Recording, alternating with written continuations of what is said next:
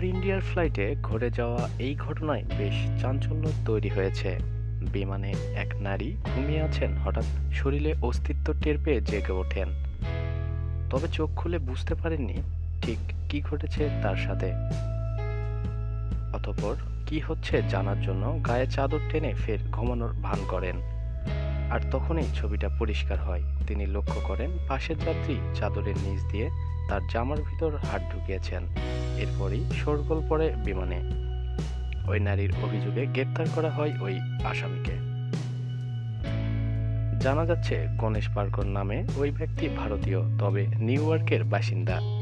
Business ক্লাসের যাত্রী ছিলেন তিনি, কিন্তু ইচ্ছে করেই ইকোনমিক ক্লাসের ওই নারীর পাশে বসেছিলেন।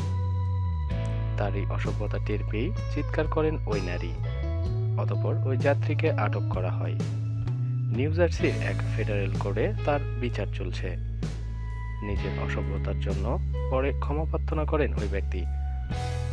প্রথমে তিনি ওই নারীর সঙ্গে কথা বলতে চান, কিন্তু বিমান কর্মীরা সে অনুমতি দেয়নি।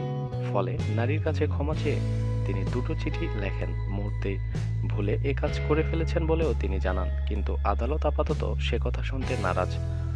অভিযুক্ত ব্যক্তির আইনজীবী অবশ্য এ বিষয়ে কোনো মন্তব্য করতে চাননি।